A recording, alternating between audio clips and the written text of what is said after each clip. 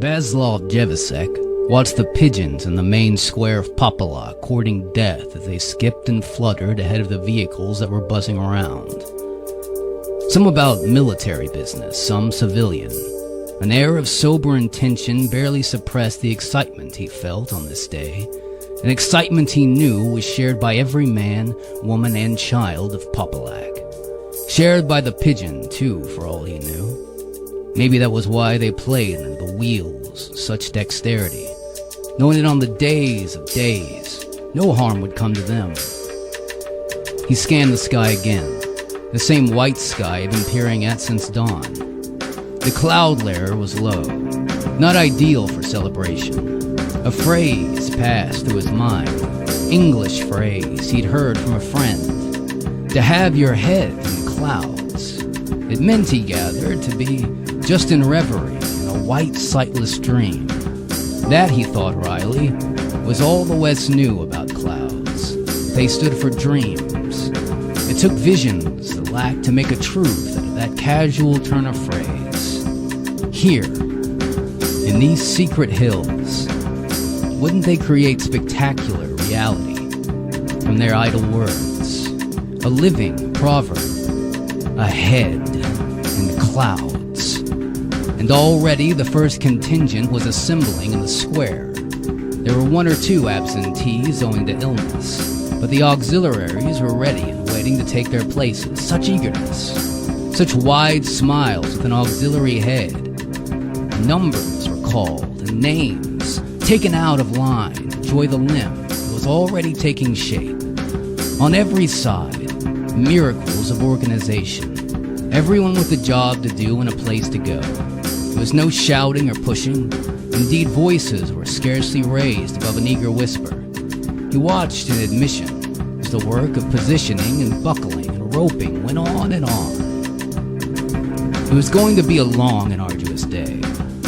Vaslav had been in the square since an hour before dawn, drinking coffee from imported plastic cups, discussing the half-hourly meteorological reports coming in the Pristina Metrovica, and watching the starless sky as the gray lights of the morning crept across it. Now he was drinking his sixth coffee of the day.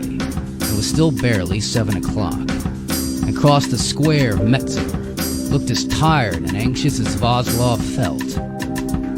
They'd watched the dawn seep out of the east together, Metzinger and he, but now they had separated, forgetting a previous companionship, would not speak until the contest was fully over. After all, Metzinger was the Potachuvo. He had his own city to support in the coming battle. Tomorrow they'd exchange tales of their adventure, but for today they smiled. For today they had to be utterly partisan, caring only for the victory of their own city over the opposition. Now, the first leg of Popalak was erected, to the mutual satisfaction of Metzinger and Vaslav. All the safety checks had been meticulously made. The leg left the square, its shadow falling hugely across the face of the town hall. Vaslav sipped his sweet, sweet coffee, allowed himself a little grunt of satisfaction. Such days, such days. Days filled with glory, with sapping flags, high, stomach-turning sights, enough to last a man a lifetime. It was a golden foretaste of heaven. Let America have its simple pleasures, its cartoon mice, its candy-coated castles, its cult and technologies. He wanted none of it. The greatest wonder of the world was here, hidden in the hills. Such days. And in the main square of Potachuvo, the scene was no less animated, no less inspiring. Perhaps there was a muted sense of sadness underlying this year's celebration, but that was understandable. Nita Abrinovich, Potachuvo's loved and respected organizer, was no longer living. The previous winter had claimed her at the age of 94, leaving the city bereft of her fierce opinions and her fiercer proportions. For 60 years, Nita had worked with the citizens of Potachuvo, always planning for the next contest and improvising on the designs. Her energies spent on making the next creation more ambitious, more lifelike than the last. Now she was dead, sorely missed.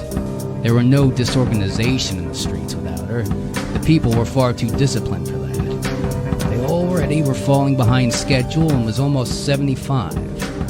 Nita's daughter had taken over in her mother's stead, but she lacked Nita's power to galvanize the people into action. She was, in a word, too gentle for the job in hand. It required a leader who was part prophet and part ringmaster, to coax and bully and inspire the citizens into their places. Maybe after 2 or 3 decades, and with a few more contests under the belt, Nita Abrinovich's daughter would make the grade. But for Potachuvo, it was behindhand. Safety checks were being overlooked. Nervous looks replaced the confidence of earlier years. Nevertheless, at 6 minutes before 8, the first limb of Potachuvo made its way out of the city to the assembly point to wait for its fellows. By that time, the flanks were already lashed together in Popolac, and the armed contingents awaiting orders at the tower square. Mick woke promptly at 7. There was no alarm clock in the simply furnished room at the Hotel Biacra. He lay in his bed, listened to Judd's regular breathing from the twin bed across the room. A dull morning light whimpered through the thin curtains, not encouraging an early departure. And after a few minutes starting, the cracked paperwork, and a white longer at the credulity carved crucifix on the opposite wall, Mick got up and went to the window. It was a dull day, just as he guessed. The sky was overcast. The roofs of Novi Pazar were gray and featureless in the flat morning light. But beyond the roofs, to the east, he could see the hills. There was sun there. He could see the shafts of light catching the blue-green off the forests, inviting a visit to the slopes. Today, maybe they would go south to Kosovaca. There was a market down there, wasn't there, and a museum? And they could drive down the valley of the Ibar, following the road behind the river, where the hills rose wild and shining on their sides. The hills, yes. Today he decided they would see the hills. It was 8:15. By 9, the main bodies of Popovac and Pujevo were substantially assembled. In their allotted districts, the limbs of both cities were ready and waiting to join their expectant torsos. Vaslov Jevasek capped his gloved hands over his eyes and surveyed the sky. The cloud base had arisen in the last hour, no doubt of it, and there were breaks in the clouds to the west, even on occasion a few glimpses of the sun. It wouldn't be a perfect day for the contrast, perhaps, but certainly adequate. Meanwhile, Mick and Judd breakfasted late at Hemendek's, roughly translated as ham and eggs, and several cups of good black coffee. It was brightening up, even in Novi Pazar, and their ambitions were set high. Kavoska Mitovich by lunchtime, and maybe a visit for the hill castle of Zebkan by the afternoon. About 9:30 they went off. It wasn't a good road. The bumps and potholes couldn't spoil the day. The road was empty, except for the occasional pedestrian, and in place of the maize and cornfields they'd passed on previous days, the road was flanked by undulating hills, whose sides were thick and dark forested. Apart from a few birds, they saw no wildlife. Even their infrequent traveling companions petered out after a few minutes, and the occasional farmhouse they drove by appeared locked and shuttered up. Black pigs ran unattended in the yard, no child to feed them. Washing snapped and billowed in a sagging line with no washerwoman in sight. At first, the solitary journey through the hills was refreshing, and its lack of human contact. But as the morning drew on, uneasiness grew on them. Shouldn't we have seen a signpost in Mitrovica, Mick? He looked at the map. Maybe. We've taken the wrong road. If there had been a sign, I'd have seen it, okay? I think we should just try and get off the road, bear south a bit more. Meet the valley closer to Mitrovica. That's what we planned, isn't it? How do we get off this bloody road? There's been a couple turns, and relax. These dirt tracks. Well, it's either that, going the way we are now, and that's it. Cigarette, and finish them a mile back. In front of them, the hills formed an impenetrable line. There was no sign of life ahead, no frail wisp of chimney smoke, no sound of voice, no vehicle. All right, we take the next turn. Anything's better than this. And they drove on. The road was deteriorating rapidly. The potholes becoming craters, the hummocks feeling like bodies beneath their wheels. And then, there! A turning. A palpable turning. Not a major road, certainly. In fact, barely the dirt track Judd had described the other roads as being. But it was an escape from the endless perspective of the road they were trapped on. They were beginning to climb now as the tracks wound its way up into the hills. The forest closed over them, blotting out the sky, so a shifting patchwork of light and shadow scooted over the bonnet as they drove. There was a bird song suddenly, vacuous and optimistic. A small new pine in undug earth. A fox crossed the track up ahead, watched a long moment as the car grumbled up towards it. Then with a leisurely stride, a fearless prince had sauntered away into the trees. Wherever they were going, Mick thought, this was better than the road they'd left. Soon maybe they'd stop, walk for a while, find a promontory from which they could see the valley. The two men were still an hour's drive from Poppleback, when the head of the contingent at last marched out of the town square and took up its position with the main body. The last exit left the city completely deserted. Not even the sick and the old were neglected on this day. No one was to be denied the spectacle and the triumph of the contest. Every single citizen, however young or infirm, blind, crippled, babies in arms, pregnant women, all made their way up from the proud city to the stamping ground. It was the law that they should attend, but it needed not be enforced. No citizens of either city would have missed the chance to see that sight, to experience the thrill of the contest. The confrontation had to be total, city against city. It's the way it always has been. So, the cities went up into the hills. By noon they were gathered. The cities of Poppleback and Pujevo, in the secret well of the hills, hidden from civilized eyes, to do ancient and ceremonial battle. Tens of thousands of heart beat faster than tens of thousands of bodies, stretched and strained, sweated as the twin cities took their positions. The shadows of the bodies darkened tracts of the land the size of a small ford, and the weight of their feet trampled the grass to a green milk. Their movement killed animals, crushed bushes, threw down trees. The earth literally reverberated with their passage, and the hills echoing with the booming din of their steps.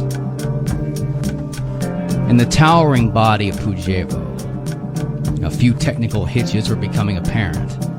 A slight flaw in the knitting of the left flank had resulted in a weakness there, and there were consequent problems in the swiveling mechanism of the hips. It was stiffer than it should be, and the movements were not smooth. As a result, there was considerable strain being put upon the region of the city. It was being dealt with bravely. After all, the contest was intended to press the contestants to their limits, but breaking at this point was closer than anyone would have dared to admit. The citizens were not as resilient as they had been previously led to believe in other contests. A bad decade of crops had produced bundles less well-nourished, spines less supple, less resolute, and the badly knitted flanks might not have caused an accident in itself, but further weakened by the frailty of the competitors, it set a scene for death. On an unprecedented scale. They stopped the car. You hear that? Mick shook his head. His hearing hadn't been good since he was an adolescent. Too many rock shows had blown in the eardrums. Judd got out of the car. The birds were quieter now. One sec. Too many rock shows had blown in the eardrums, so he just got out of the car. No, too rhythmical. But it came again, some strange sound through soles of the feet. Boom. Mick heard it that time. He leaned out the car window. It's up ahead somewhere. I hear it now. Boom. The earth thunder sounded again. What the hell is it? Whatever it is, I want to see it. Judd got back in the Volkswagen, smiling. Sounds like guns. Is it guns? And through his Russian-made binoculars, Vaslav Jevlasek watched the starting official raise his pistol. He saw the feather of white smoke from the barrel, and a second later heard the sound of the shot across the valley. The contest had begun. He looked up at Twin Towers, Popelvac and Pujevo, head in the clouds, well, almost. They practically stretched to touch the sky. It was an awesome sight. A breath-stopping, sleep-stabbing sight. Two cities swaying and writhing and preparing to take the first steps toward each other in ritual battle. Of the two, Pujevo seemed to be less stable. There was a slight hesitation as the city raised its left leg to begin its match. Nothing serious, just a little difficulty coordinating hip and thigh muscles. A couple of steps and the city would find its rhythm. A couple more and its inhabitants would be moving one creature, one perfect giant to match its grace and power against its mirror image. The gunshot sent flurries of birds from the trees back into the hidden valley. They rose up in celebration of the great contest, chattering with their excitement as they swooped over the swamping ground. Did you hear a shot? Mick nodded. Like a military exercise? Judd's smile broadened. He could see the headlines already. Exclusive reports of secret maneuvers in the depths of the Yugoslavian countryside. Russian tanks, perhaps. Tactical exercises being held in the West's prying site. With good luck, he would be the carrier. Boom. Boom. There were birds in the air. The thunder was louder now. It did sound like guns, didn't it? It's over the next ridge. I don't think we should go any further. I have to see it. I don't. We're not supposed to be here. I don't see any signs. They'll cart us away, deport us, I don't know, just think. Boom. I've got to see it. The words were scarcely out of his mouth when the screaming started. Pujevo was screaming, a death cry. Someone buried in the weak flank had died of the strain, and begun a chain of decay in the system. One man loosed his neighbor, and that neighbor loosed his, spreading a cancer of chaos through the body of the city. The coherence of the towering structure deteriorating with terrifying rapidity, as the failure of one part of the anatomy put unending pressure on the other. The masterpiece that the good citizens of Pujevo had constructed of their own flesh and blood tottered, and then a dynamited skyscraper began to fall. The broken flank spewed citizens like a splashed artery splitting blood. And then with the graceful sloth that made the agonies of the citizens all the more horrible, it bowed toward the earth, all its limbs disassembling as it fell. The huge head, which brushed with clouds so recently, was flung back, its thick neck.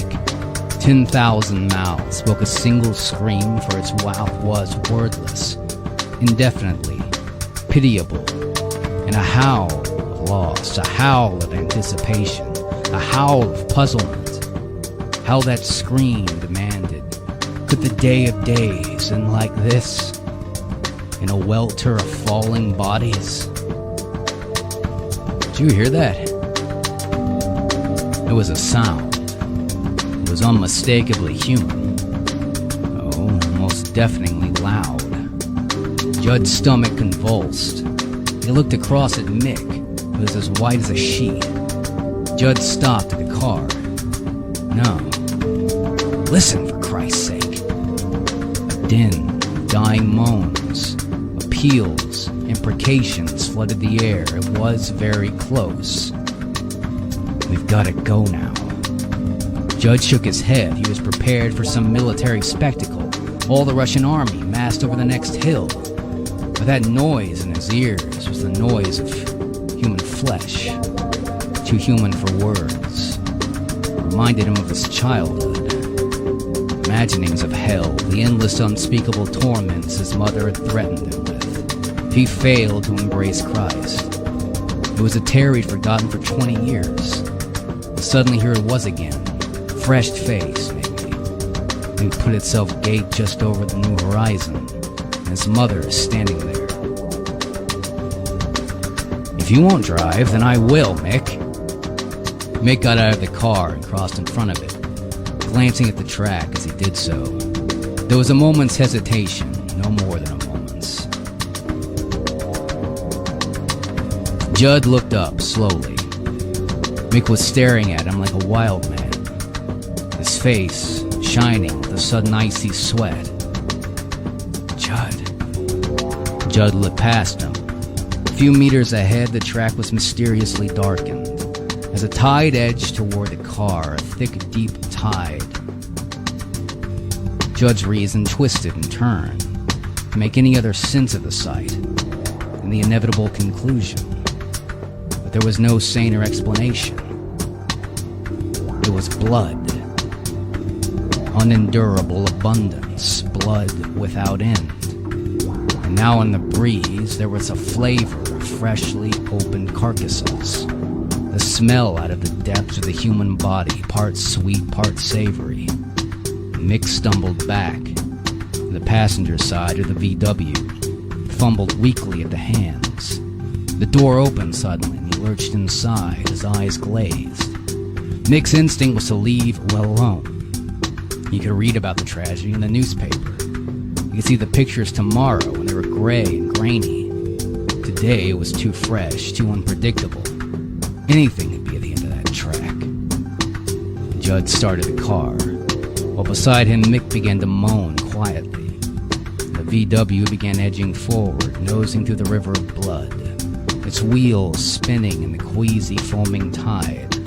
Only a few yards away, the surviving city, Popelvac, was recovering from its first convulsions. And it started with 1,000 eyes at the ruins of its ritual enemy, now spread in a tangle of rope and bodies over the impacted ground, shattered forever.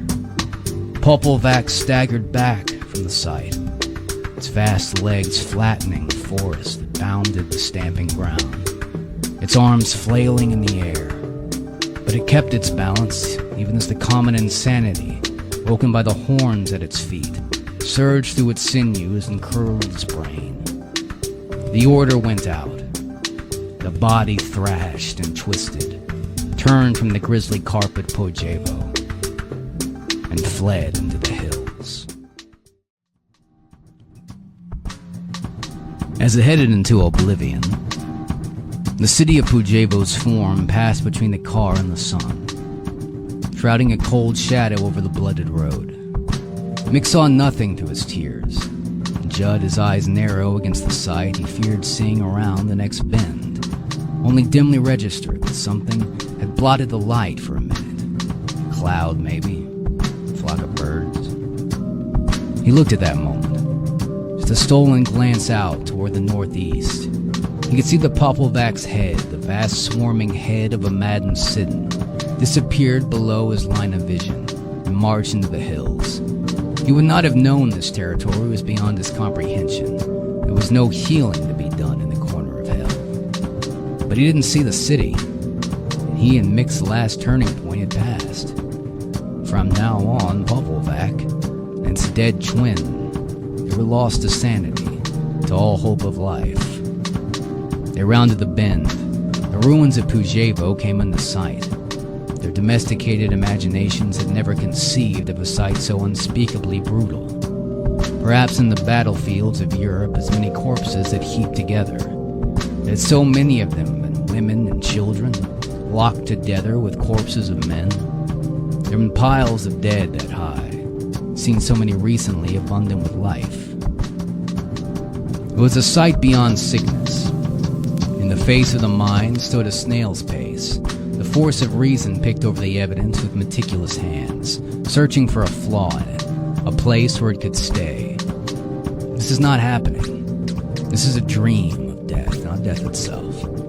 But reason could find no weakness in the wall. This was true. It was death indeed. Pujevo had fallen. 38,3,765 citizens were spread on the ground, or rather flung in ungainly sleeping piles.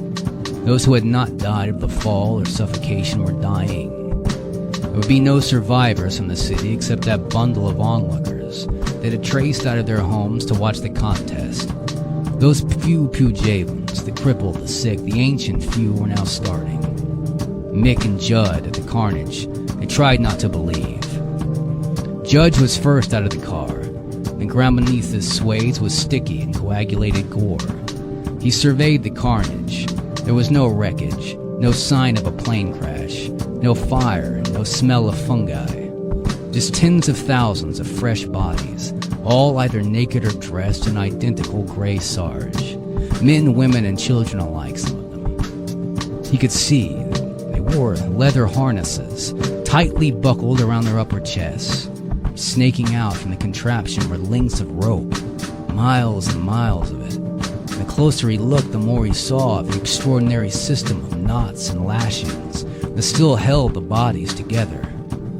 For some reason, these people had been tied together, side by side.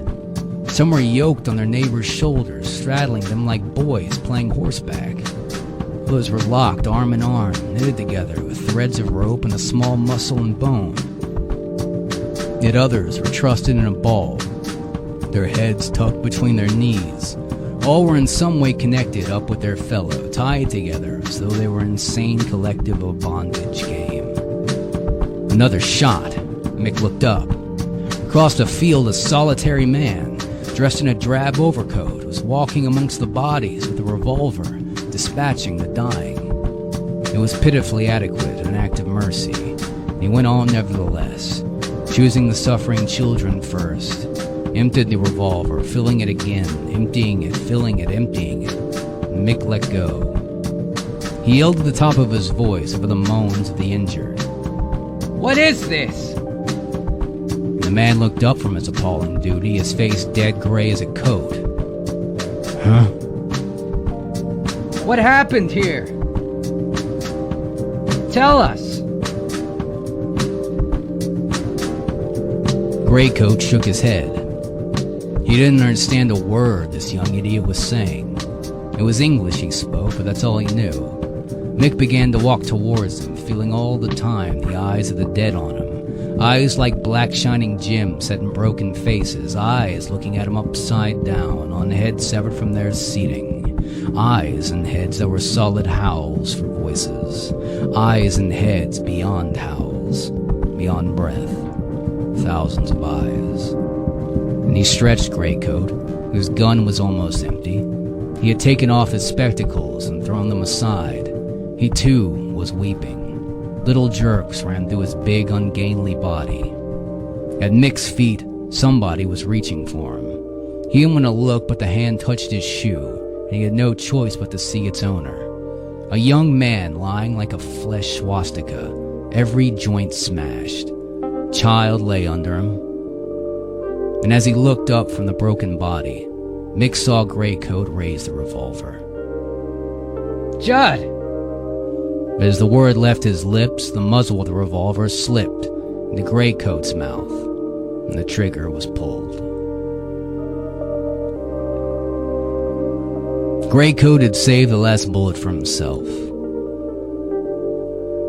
Go. That was what they must do. On any pretext, for any fragile, cowardly reason, they must go. Get out of whatever this is, the battlefield. Get out of the reach of a dying hand with a wound in place of a body. We have to tell the authorities. Find a town. Get help. Priests. They need priests. It was absurd to think of giving the last rites to so many people. It would take an army of priests, a water cannon filled with holy water, a loudspeaker to pronounce the benediction. They turned away together from the horror and wrapped their arms around each other, then picked their way through the carnage to the car. It was occupied. Václav Jevasek was sitting behind the wheel and trying to start the Volkswagen. He turned the ignition key once, twice. Third time the engine caught and the wheels span in the crimson mud as he put her in reverse and backed down the track. Václav saw the Englishman running towards the car and cursing him. There was no help for it. He didn't want to steal the vehicle, but he had work to do. He had to be a referee. He had been responsible for the contest and the safety of the contestants. One of the heroic cities had already fallen. He must do everything in his power to prevent Popelvac from following its twin. He must chase Popelvac and reason with it. Talk it down of its terrors, quiet words and promises. And if he failed, there would be another disaster, the equal of the one in front of him. And his conscience was already broken enough. Mick was still chasing the VW, shouting and gesturing. The thief took without notice, concentrating on maneuvering the car back down the narrow, slippery track. Mick was losing the chase rapidly. The car began to pick up speed. Furious, but without the breath to speak his fury, Mick stood in the road, hands on his knees, heaving and sobbing. They walked down the track together, away from the field. And after a few meters, the tide of blood began to peter out. Just a few congealing rivulets dribbled on toward the main road. Mick and Judd followed the bloody tire marks on the junction. The Zaborek road was empty in both the directions. This tire mark showed a left turn. He's gone deeper into the hills. Don't you see, Mick? They all knew this was happening. The people on the farms. They got in there. And they went up on their own. There'll be no cars along this road. I'll tell you anything. Except maybe tourists like us. And no tourists would stop for the likes of us. He was right. They looked like butchers. They were splattered with blood. Their faces were shining with grease, their eyes maddened. We'll have to walk. Back the way we went. And he pointed along the road, and the hills were darker now. The sun suddenly gone from the slopes. Mick shrugged. Either way, he could see that the night on the road ahead of them. But he wanted to walk somewhere, anywhere, as long as it put distance between him and those dead. In Popelvac, a kind of peace reigned.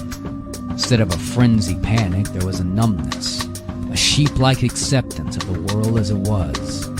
Locked in their position, strapped, roped and harnessed to each other in a living system that allowed for no single voice to be louder than any other, nor any labor less than its neighbor, than any insane consensus replaced the tranquil voice of reason.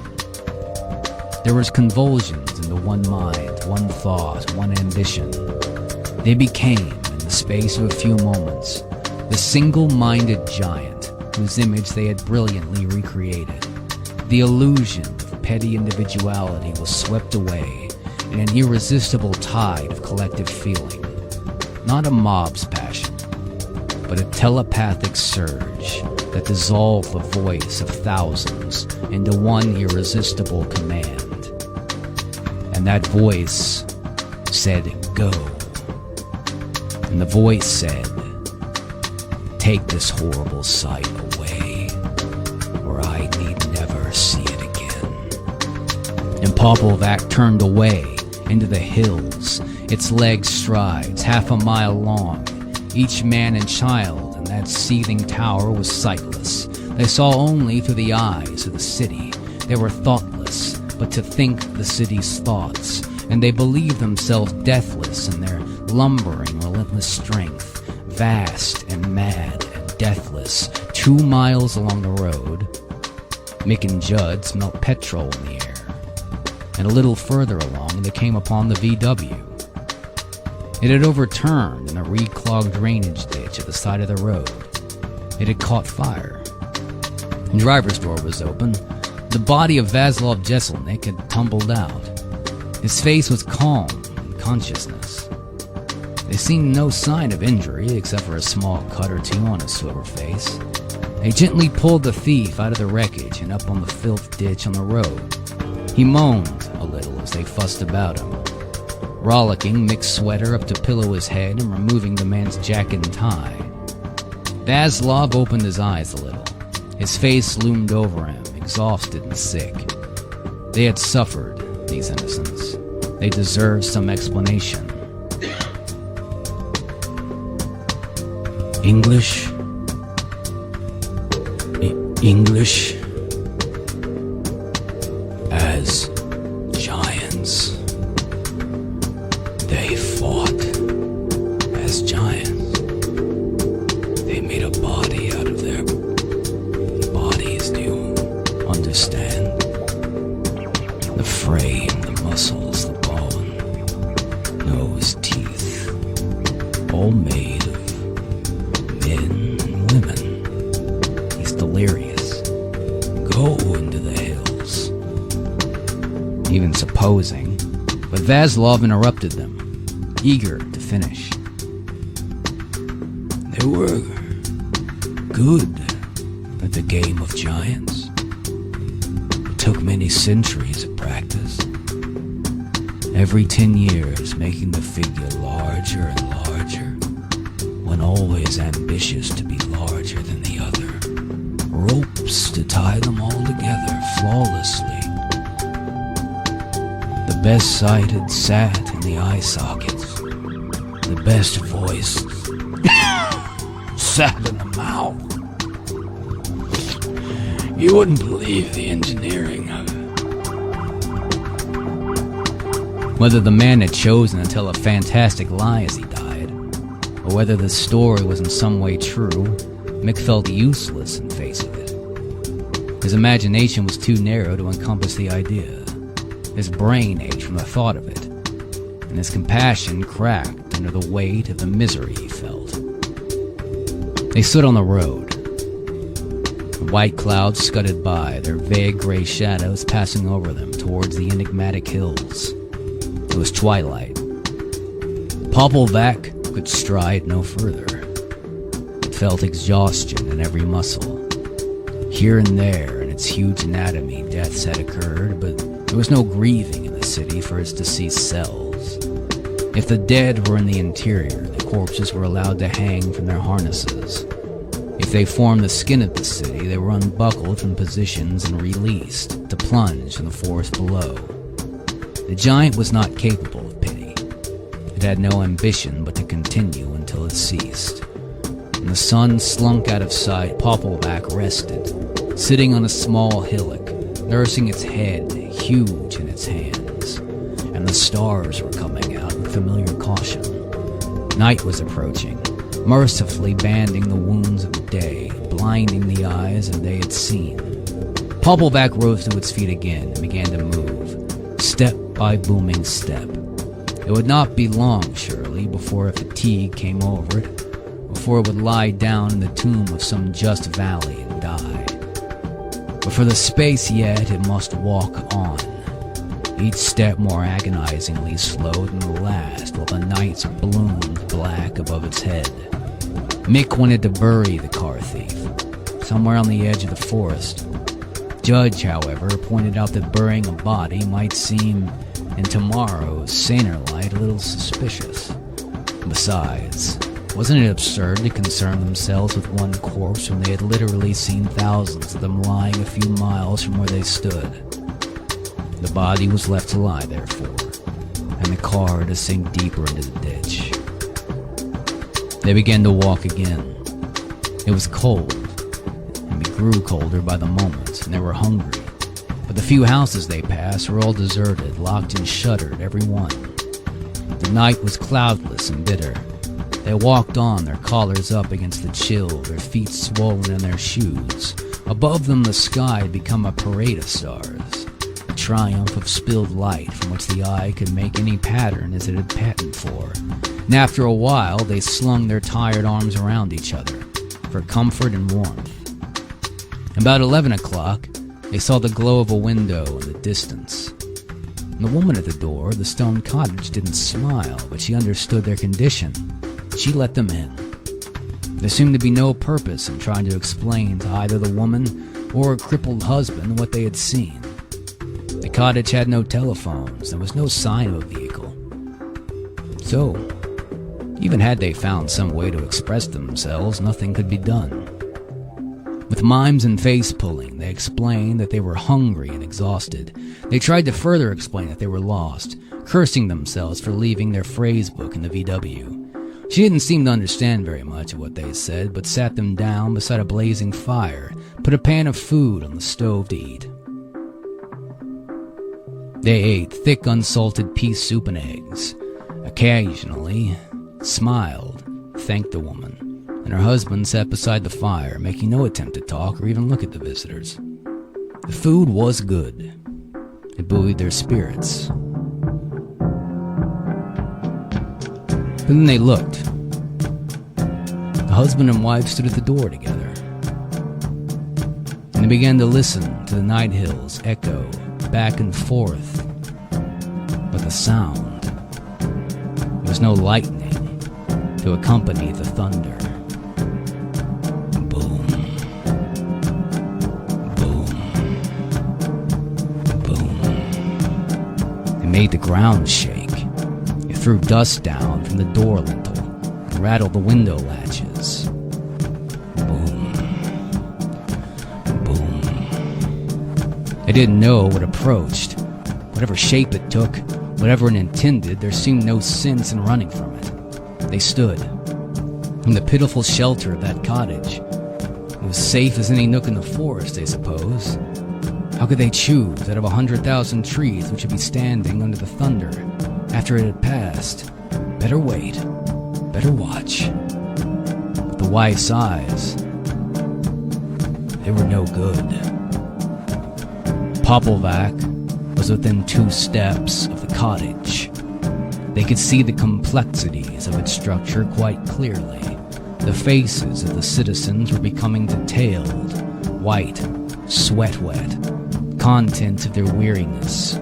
Some hung dead from the harnesses, their legs swinging back and forth in the hang. Others, children particularly, had ceased to obey their training and relaxed their positions.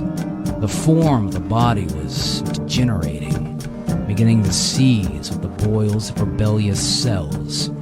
Yet it still walked, each step an incalculable effort of coordination and strength. Boom. When the step was trod, that cottage came sooner than they thought. Mick saw the leg raised, saw the faces of the people in the shin and ankle and foot. They were as big as he was now. All huge men chosen to take the full weight of the great creation. Many were dead. The bottom of the foot he could see was a jigsaw of crushed and bloodied bodies, pressed to death under the weight of fellow citizens.